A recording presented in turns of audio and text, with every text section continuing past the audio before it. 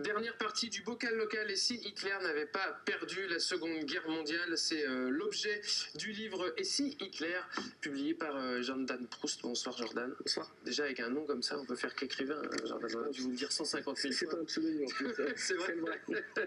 Et si Hitler, on en parle d'ici quelques instants avec vous. Sophie, bonsoir. Bonsoir. La chronique ciné-rétro avec vous sur le Hobbit. Sur le Hobbit, sur Tolkien. Sur Tolkien qui est l'auteur du Seigneur des Anneaux. Et Manuel Maloc, bonsoir. Bonsoir. Irie Heights fête ses 14 ans, je disais emblématique, label de reggae dancehall sartois même. Sartois, ouais. 14 ans déjà. Vous avez organisé une très belle soirée la semaine dernière avec le Sound Dynamique, une belle première pour ce Far West Reggae Contest. Ouais, on est content de ce que ça a donné. Ouais. Et on se rend compte que la scène reggae au niveau régional, puisque là c'était plutôt régional, est de qualité. Ouais, exactement. La scène du Grand Ouest est prometteuse. Et vous la faites rayonner donc avec ce label qui est Irie Heights. Jordan, merci à vous d'être venu dans le bocal local. Un peu au dernier moment, c'est vrai, parce que j'ai vu, je vous ai appelé aujourd'hui pour ceux qui nous regardent en direct, mais tout simplement parce que j'ai découvert aussi le livre à ce moment-là. Alors c'est un livre uchronique, c'est-à-dire que c'est un livre de fiction, hein, déjà, c'est évidemment pas vrai. On part sur une base historique pure, et c'est la théorie des « et si ». Et si vous n'étiez pas journaliste, et si Hitler avait gagné la guerre, à partir de là, à partir d'une base historique, bien sûr c'est un exemple parmi tant d'autres, à partir d'une base historique, on se propulse dans un monde effectivement où il gagne la Deuxième Guerre mondiale, puis on réécrit une histoire entre 1945 et aujourd'hui, et on termine par un état des lieux. Est-ce qu'il y aurait Facebook, tout à l'heure les réseaux sociaux, est-ce qu'il y aurait, qu'apprendraient les collégiens, enfin voilà, on fait un état global. Est-ce que Hitler serait toujours là? Bien sûr que non. Qui lui succéderait? La bataille pour sa succession. On essaie d'avoir un panel de thèmes, économie, la Shoah, on parle de la Shoah, 6 millions de morts. Il faut savoir que la Shoah, selon Adolf Hitler, c'est 15 millions. Donc ça permet de se plonger dans un monde qui est glaçant, qui fait peur. Mais c'est là l'attrait du livre. On imagine le pire. Et qu'est-ce qui vous a poussé, vous, à écrire un livre comme ça, uchronique sur Hitler et s'il n'avait pas perdu la guerre? À la base... Vous êtes un passionné d'histoire, peut-être? Oui, j'ai fait une faculté d'histoire au Mans, sauf qu'au Mans, la spécialité, c'est tout ce qui est gallo-romain, donc je me suis senti un petit peu lésé dans le sens où moi... Vous excusez d'avoir une muraille, hein.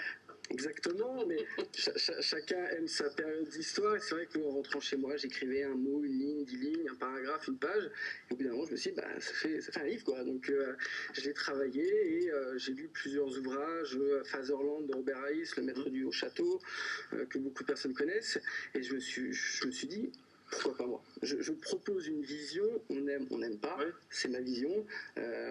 Les premiers retours semblent positifs. Très positifs, ouais. J'ai fait la 25e heure du livre, j'ai eu beaucoup de très bons retours, beaucoup de ventes aussi. Donc l'éditeur est très content, je suis très content, tout le monde est très content, donc pour l'instant c'est très bien. Est-ce que le plus dur finalement, Jordan, ça n'a pas été d'inventer cette fausse histoire? Enfin, le plus dur, ça n'a pas été plutôt d'être crédible dans l'histoire vraie, plutôt que dans l'invention? C'est exactement ça. C'est à quel moment on va trop loin, à quel moment on dépasse les limites. Moi, j'ai eu beaucoup de contacts avec mon éditeur, téléphone qui sonne à 22, 23 heures, il me dit par contre, Jordan, ça, non. Ça, c'est pas possible. C'est peut-être vrai, mais ça, il va falloir le tempérer, le réécrire. Et effectivement, que devient Charles de Gaulle? Est-ce qu'on peut dire n'importe quoi sur Charles de Gaulle? Voilà, exactement, ça devient un porte-avions, sauf qu'on imagine que la France signe la paix, l'Angleterre signe la paix, Charles de Gaulle c'est un traître, il a appelé à la résistance, donc dans l'histoire de mon livre, c'est un traître, il est fusillé. Et ça, est-ce qu'on peut le dire? Il y a plein de choses, c'est une gymnastique on joue pas finalement en tant que ça avec la mémoire. Le but de ce livre, c'est de rester crédible, c'est pas de partir dans n'importe quoi. Donc à partir de là, il faut lire énormément. Je me souviens d'une anecdote à la bibliothèque du Mans, à la médiathèque. J'ai 15 livres sur la table et la bibliothécaire arrive et me dit vous allez tous les lire? Oui, il faut que je les lise tous parce qu'il faut que je sache, on n'a pas le droit de se planter. Et finalement, il serait maître de l'Europe, entre guillemets, Hitler. J'ai pas lu, je précise que évidemment j'ai pas lu le livre puisque je vous ai appelé aujourd'hui, je m'en excuse. Mais... Non, il n'y a aucun souci. Est-ce qu'il serait maître de l'Europe? En 40, il l'était déjà, donc on peut supposer que oui. Maintenant, c'est toute la géopolitique que feraient les États-Unis, que ferait ce qu'il reste de l'URSS, et c'est là la gymnastique, à savoir que on ne peut pas aller trop loin. Là, la couverture, c'est John Kennedy et Adolf Hitler. On tombe dans les 50 ans de sa mort, enfin de son assassinat. Donc ça fait réfléchir. Et quand on lit, on se dit, bah ouais, c'est possible. Et c'est vraiment ce que je voulais. Donc ce Hitler là, donc on rappelle, hein, qui s'est a priori suicidé dans un bunker à la fin de la guerre.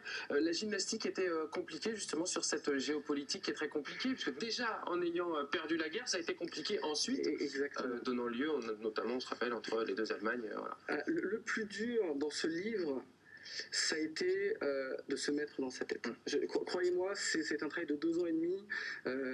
Heureusement que j'avais une famille qui était très présente, parce qu'il y a des moments quand vous lisez Mein Kampf et que vous lisez son testament à la suite, vous vous dites ça a été compliqué. Après, t'imaginer, c'est le travail de l'écrivain, donc au final ça a été, mais c'est vrai que on n'en sort pas indemne. Clairement, on n'en sort pas indemne.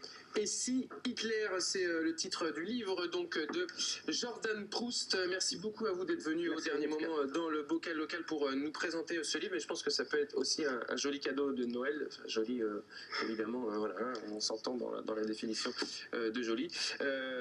Sophie, on change d'univers avec vous. Le Hobbit de Peter Jackson. Et oui, adieu Tolkien.